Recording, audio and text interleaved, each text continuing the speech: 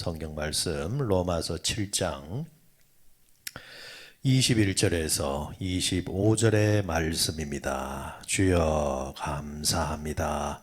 로마서 7장 21절에서 25절까지 말씀 같이 읽습니다. 그러므로 내가 한 법을 깨달았으니 곧 선을 행하기 원하는 나에게 악이 함께 있는 것이로다.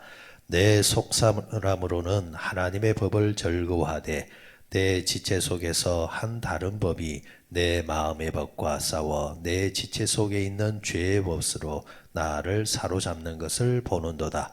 오라 나는 공고한 사람이로다. 이 사망의 몸에서 누가 나를 건져내라. 우리 주 예수 그리스도로 말미암아 하나님께 감사하리로다. 그런즉 내 자신이 마음으로는 하나님의 법을 육신으로는 죄의 법을 섬기노라. 아멘. 로마서 7장 21절에서 25절의 말씀, 하나님의 법에 대해서 우리가 즐거워한다, 속사람으로는.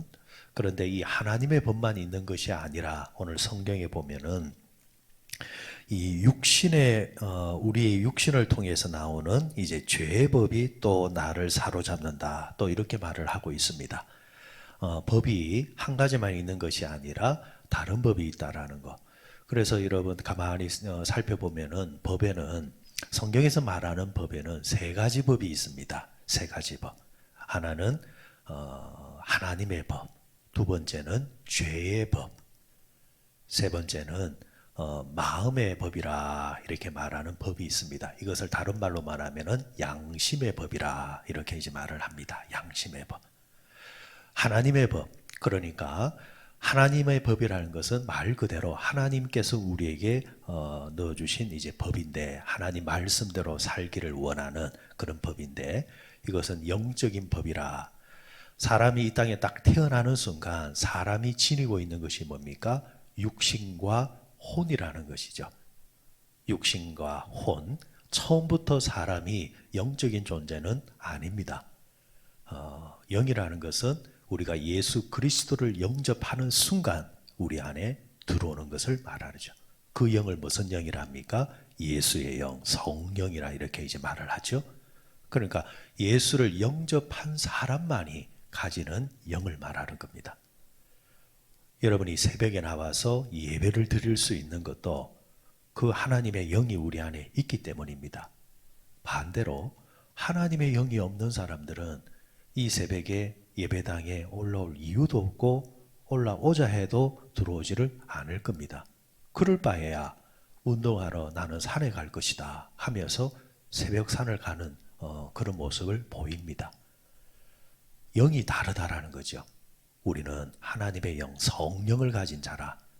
그래서 이 성령께서 이끄시는 대로 우리가 살려고 노력하는 것이고, 그리고 나중에 훗날 우리가 하나님께서 부르실 때에 하나님 나라로 우리를 견인해 가는 것이 뭐냐면은 내 안에 있는 하나님의 영이 나를 데려가는 겁니다. 왜? 왔던 곳에서 우리는 돌아가는 거니까. 하나님의 영은 어디서 온 겁니까? 하나님께로부터 왔으니까 그 하나님의 영이 우리를 데려가는 겁니다. 자, 이에 반해서 죄의 법이 있노라 이렇게 성경은 오늘 말하고 있습니다. 21절 보니까 23절이네요. 23절 보니까 내 지체 속에서 한 다른 법이 내 마음의 법과 싸워 내 지체 속에 있는 죄의 법으로 나를 사로잡는 것을 보는도다. 내 지체 속에, 육신의 속에 죄의 법이 있다 이렇게 말합니다.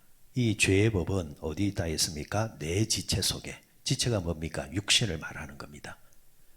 우리의 사람의 몸에 이 죄의 법이 우리를 사로잡고 우리를 또 유혹하고 있다. 그럼 이 죄의 법은 그 주체가 어디입니까? 하나님의 영이 우리를 또 하나님께로 인도해 가려고 하면은 또 다르게 마귀의 법이죠. 마귀의 법이, 죄의 법이 우리를 또 사로잡아서 하나님께로가 아니라 마귀에게로 우리를 인도해 가고자 죄를 짓도록 유혹하는 법이 있다라는 겁니다. 자, 중요한 것은 이 사이에 뭐가 있느냐라는 겁니다. 하나님의 법이 있고 그리고 죄의 법이 있는데 이 두 가지가 싸운단 말입니다. 뭘 놓고? 나를 놓고 사람을 놓고 싸우고 있다라는 거죠. 자, 그것을 성경에서는 뭐라고 말했느냐 하니까 내 마음의 법과 싸워 마음의 법이라 했습니다. 마음. 영과는 다른 겁니다. 자, 그러면은 사람 몸에 하나님의 영이 있고 그리고 죄의 법, 육신을 유혹하는 그 법이 있다고 한다면은 그 가운데 하나 남은 게 있습니다. 마음이라 했지만은 사람이 딱 태어나는 순간 몸과 더불어서 뭐가 존재한다 했습니까? 혼이 존재한다 했습니다. 그러니까 여기서 말하는 마음의 법이라는 것은 사람의 혼을 말하는 겁니다. 사람을 혼을 빼들어 가려고 서로 싸운다라는 거죠. 만약에 그 사람이 하나님의 법을 따르게 되어지면은 그 혼은 혼신을 다해서 하나님을 섬기는 쪽으로 사용됩니다. 예수를 믿어도 대충 근성으로 믿는 사람이 있고 정말 혼신의 힘을 다해서 예수를 제대로 믿으려고 하는 사람들이 있습니다. 사람에게 좋게 하는 것이 아니라 하나님에게 좋게 하려고 열심히 신앙생활하는 사람들이 있단 말이죠. 그러면 그 사람의 마음을 뭐가 사로잡고 있다는 말입니까? 하나님의 법이 사로잡고 있다는 겁니다. 그런데 반대로 그의 마음이 하나님의 법을 따르는 것이 아니라 죄의 법을 따르게 되어지면은 혼신을 다해서 뭐 하는 겁니까? 하나님을 대적하고 죄를 지으면서 육신이 원하는 쪽으로 살려고 최선을 다하는 겁니다. 최선을 다한다는 거죠. 그러면은 우리가 어디에다가 마음을 내어줘야 되느냐는 겁니다. 어디에다 마음을 내어줘야 되느냐. 성경에서 우리에게 성령 충만하라, 깨어 있으라 라는 이 말씀은 우리가 어느 쪽에 마음을 한번 줬다고 해서 그것이 평생 가는 것이 아니라 우리가 이 땅에서 죽는 그날까지 하나님께서 부르시는 그날까지 계속해서 전투는 일어나는 겁니다. 이 전투가 끝나는 순간은 이 땅에서 우리가 눈을 감을 때입니다. 하지만은 그때까지는 끊임없이 내 안에서 하나님의 법이 또 죄의 법이 실랑이를 하고 있다는 거죠.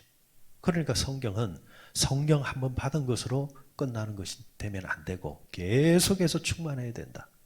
자동차로 따지면은 자동차가 처음에 출고되었을 때에 기름이 들어 있으니까 운전이 되지만은 이내 어떻게 됩니까? 주유소에 가서 기름을 넣어야 되는 겁니다. 아무리 좋은 자동차를 할지라도 기름이 충전되어 있지 아니하면 그 차가 움직이지 못하는 것처럼 성령을 한번 받았다고 해서 그냥 내버려 두게 되어지면은 그것이 말라버리게 되어지면 충만하지 않게 되어지면 이내 우리의 마음과 우리의 몸은 죄의 유혹에 넘어져서 거기서 또 우리가 유혹에 빠져서 예수 그리스도를 통해서 구원을 받은 이 육신을 우리의 몸을 죄의 도구로 내어줄 수 있다라는 겁니다. 쉬지 말고 기도하라. 범사에 감사하라. 왜 그런 말씀을 하시겠습니까? 끊임없이 그렇게 해야만 우리가 우리 안에서 일어나는 이런저런 유혹과 죄 앞에서 우리가 승리할 수 있다라는 겁니다. 예전에 우리가 많이 나누었던 그 이야기 중에 그런 이야기가 생각이 나더라고요. 한 번쯤은 들어보았을 법한 이야기죠. 시골의 버스에서 한 사람이 버스를 타고 갑니다. 예전에는 지금도 그렇죠. 제일 뒷자리 같은 경우는 여러 사람들이 함께 앉을 수 있는 자리가 딱 있지 않습니까? 중간에는 한 사람, 두 사람 이래 앉지만은 제일 뒷자리는 여러 사람이 딱 이제 앉지 않습니까?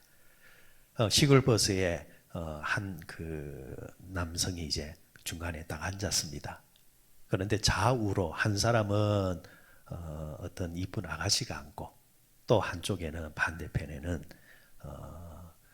이쁘지 아니하는 그러니까 시골 할머니가 앉습니다. 시골길이라는 게 그렇잖아요. 곧장 가는 것이 아니라 요리 갔다 저리 갔다 또 꼬부랑 길도 이제 가게 되어지는데, 이 차가 버스가 이제 가는 도중에 우회전을 더 가다 보니까 무게 중심이 이제 또 우측으로 쏠립니다. 근데 우측에 앉은 분은 할머니입니다. 그러니까 이 중간에 있는 사람이 하나님께 이제 그렇게 기도를 합니다. 하나님, 시험에 들지 말게 해 주십시오 하면서 그 부분을 아주 불편하게 생각합니다. 그런데 조금 있으니까 이제 또 반대로 또 차가 이제 움직입니다. 왼편으로 치우칩니다. 그러니까 이번에는 이분 아가씨 쪽으로 몸이 움직입니다. 그러니까 이분이 어떤 기도를 하냐니까, 나요 먼대로 마시고 아버지 뜻대로 하시옵소서. 자, 그냥 웃고 넘길 수 있는 이야기지만은 사람의 마음이 그렇다라는 겁니다. 그런데 이 이야기를 나쁜 쪽으로 사용하지 말고 좋은 쪽으로 사용하게 되어지면은, 자, 오늘 본문 말씀이 딱 그와 같잖아요. 한쪽에는 죄의 법이 나에게 이리 오시오, 이리 오시오 하고 있고, 한쪽에는 성령의 법이 이리 오시오, 이리 오시오 이러고 있단 말입니다. 그 가운데 우리의 양심이 딱 버티고 있는 겁니다. 이 양심이라는 것이, 이 양심법이라는 것이 로마서 2장에 보면은 우리 안에 하나님이 양심을 넣어뒀다 있단 말입니다. 다른 말로 말하면은 마음을 넣어뒀다는 것이고, 다른 말로 말하면은 혼을 넣어놨다는 겁니다. 이게 우리의 정체성이고, 이걸 우리는 아이덴티티라 이렇게 말을 하지 않습니까? 자, 우리의 이 정체성을 어느 쪽으로 쏠리게 하느냐? 죄의 법은 그 순간은 쏠리면 재미있습니다. 즐겁습니다. 하지만 이것이 결코 하나님이 원하시는 것이 아니라 생각하면서 하나님께 기도해야죠. 하나님, 내가 시험에 들지 않게 해 주시옵소서. 내가 넘어지지 않게 해 주시옵소서. 내가 유혹에 빠지지 않게 해 주옵소서 하면서 버티는 겁니다. 그런데 반대로 하나님의 성령이 우리를 이끄는 쪽으로 치우칠 때는 그렇게 기도해야죠. 아버지의 뜻대로 하시옵소서 하면서 치우치는 그 부분이 때로는 우리에게 수고를 요구할 수도 있고, 손해를 요구할 수도 있고, 우리에게 거룩한 부담을 줄 수 있다 할지라도 우리의 마음의 법은 압니다. 이것이 하나님께서 원하시는 것인지 아니 원하시는 것인지. 그럴 때에 우리 육신의 그 편함을 뒤로 한 채, 죄의 본성을 뒤로 한 채 하나님의 거룩한 마음을 쪽으로 우리의 몸과 마음을 실을 때에 우리의 몸과 마음은 늘 항상 성령의 지배를 받는 사람이 된다는 겁니다.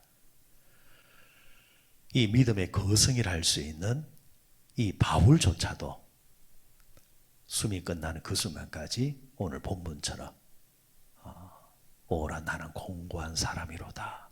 이 사망의 몸에서 누가 나를 건져내냐. 다른 말로 말하면 끊임없이 내적인 전투가 일어나고 있었다라는 거죠.